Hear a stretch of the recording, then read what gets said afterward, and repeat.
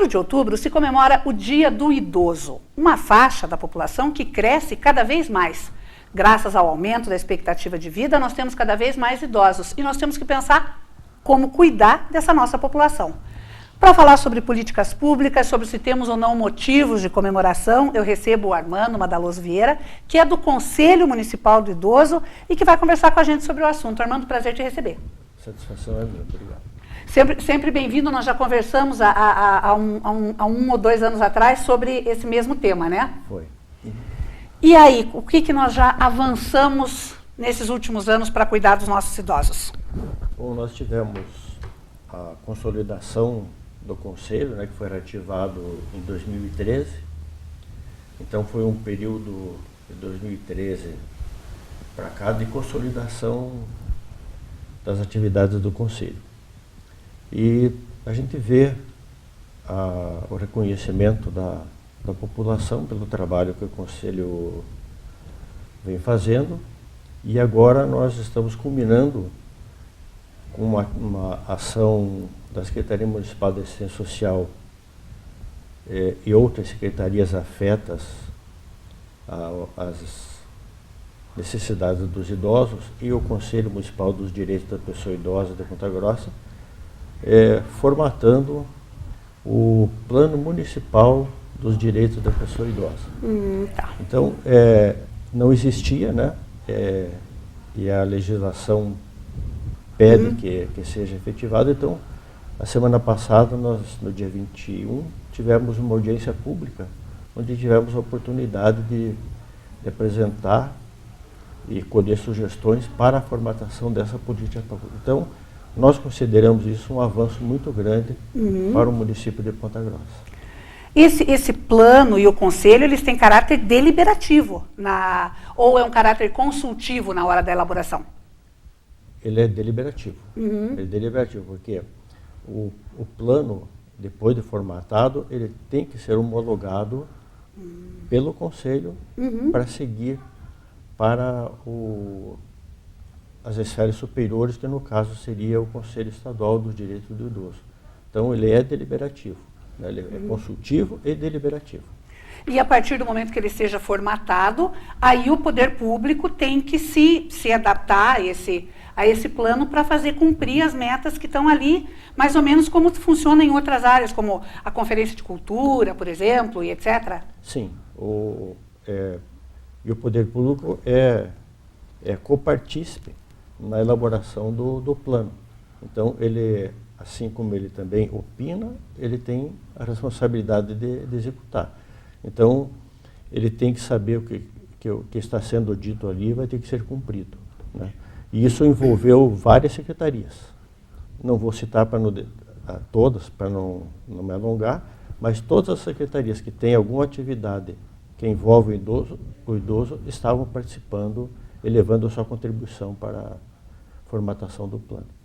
E hoje, como é que nós estamos? Nós temos uma estimativa do número de idosos no município, perspectivas de crescimento, porque a gente sabe que a população brasileira, né, nós estamos contando com um número cada vez maior de pessoas com mais de 60 anos, com mais de 70 anos. E como é que está a situação em Ponta Grossa, Armando? A média no Brasil é em torno de 11% da população acima de 60 anos. E Ponta Grossa não foge disso. Então, nós, com 340 mil habitantes, nós devemos ter aproximadamente 40 mil pessoas com mais de 60 anos. Não são dados oficiais, mas nós acreditamos que aqui em Ponta Grossa nós devemos ter mais de 10 idosos com mais de 100 anos. Olha só. Mais de 100 pessoas centenárias. Olha que maravilha, quer dizer, então é um número expressivo. E essas pessoas estão vivendo cada vez mais com boa qualidade de vida, né? É a qualidade de vida que tem proporcionado uma longevidade. E como é que fica, por exemplo, Armando, uma coisa que a gente, às vezes, as pessoas até comentam em tom de brincadeira, e que pode se transformar num problema sério, porque você tem uma série de direitos, né, das pessoas com mais de 60 anos, direito dos idosos é o estacionamento, é a fila preferencial. E quando você chegar no momento que você tem muitos idosos para esse número de benefícios, quer dizer, Tem que se pensar em mudar a idade, limite? O que se faz quando você vai ter que daí dar preferência para o idoso de 80, 70, 60? Como é que vai ser? Já existem alguns normativos em alguns setores que já estabelecem, né?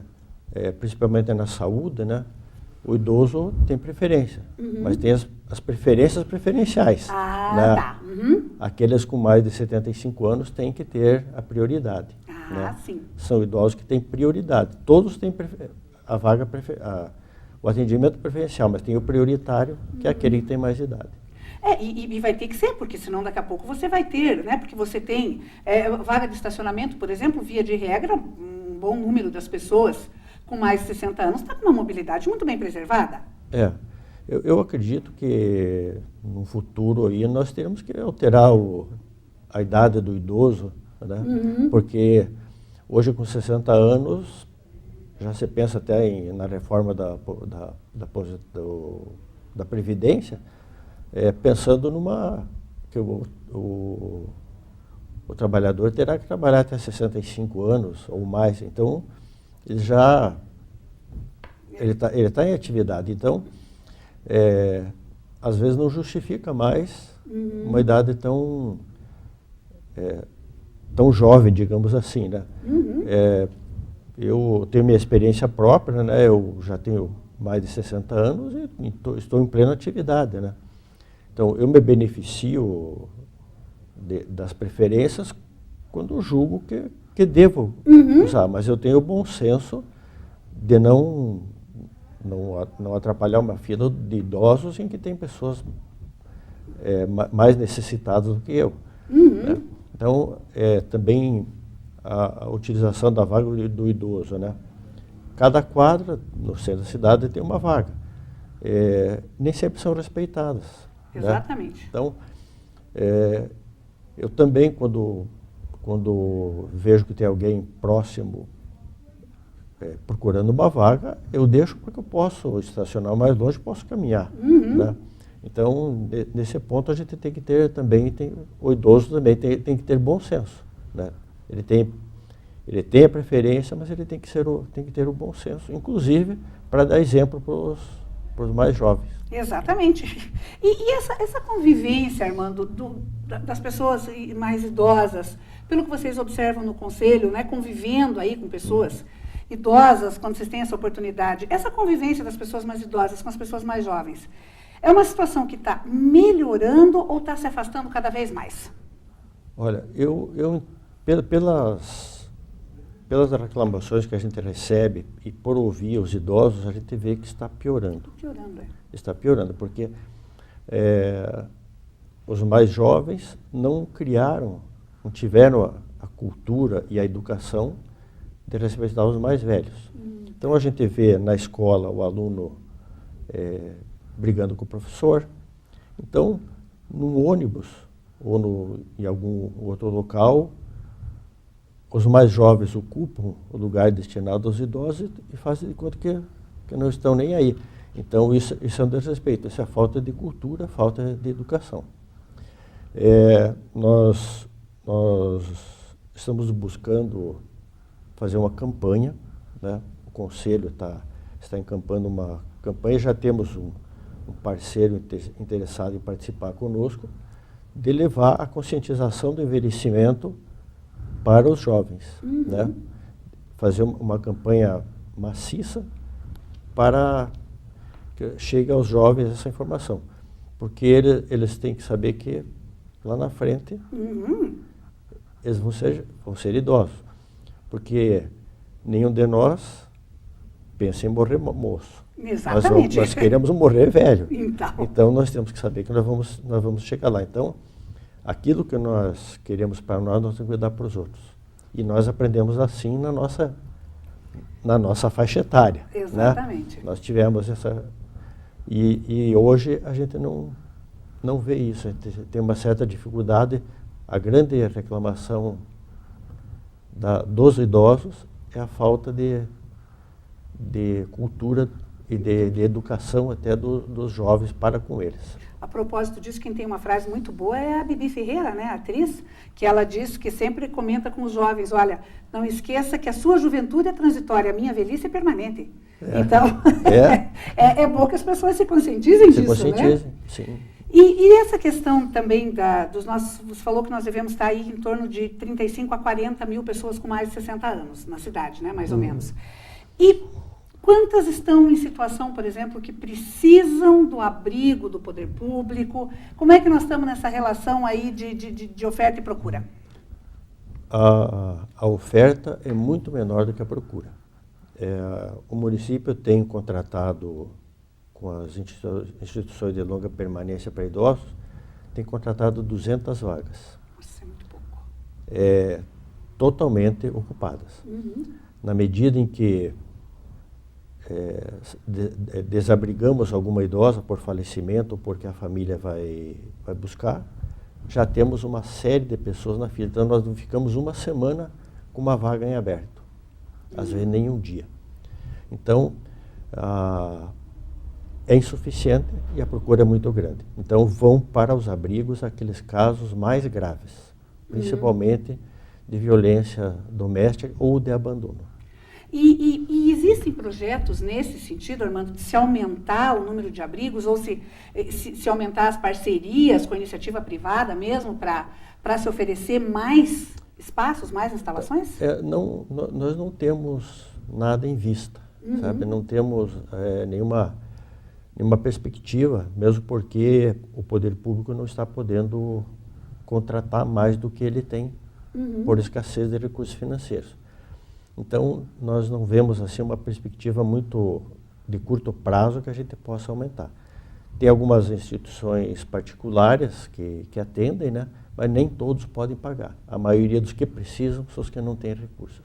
E daí, então, Armando, o que mais se vê é que nessas alturas a família ou não tem recursos ou não tem paciência para atender esses idosos, tem que acabar ficando com eles de um jeito ou de outro. Tem que acabar ficando, porque, na verdade, o próprio Estatuto do Idoso, ele já prevê que é obrigação da família o atendimento. E a política pública prevê o fortalecimento de vínculos com a família. Então, até onde o poder público também pode apoiar, ele vai ajudar a fortalecer os vínculos para que a pessoa fique com a família. Porque o maior sentimento das pessoas abrigadas, aquelas que têm consciência, é não receber a família. A família não vai visitar. A gente tem um exemplo assim até triste, né? Mas existem situações em que a família vai 3 vezes no abrigo, né? Na instituição onde a pessoa está. Quando vai levar, quando vai enterrar e quando volta a perguntar sobre algum dinheiro. Ah, tá. Então, essa situação existe, né?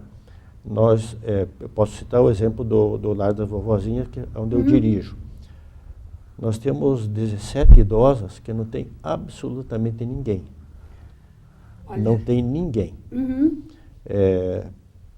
Nem ascendentes, nem descendentes, não se tem notícia de ninguém. Então essas não recebem, as visitas que recebem são de pessoas que vão eventualmente visitar a instituição.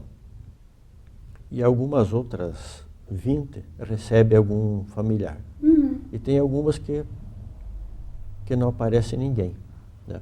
Até quando está doente ou quando falece, a gente procura a família não comparece. Então, elas se sentem muito abandonadas, porque elas são tiradas de um convívio que elas viveram muitos anos, né, na sua casa, são tiradas e são levadas para lá.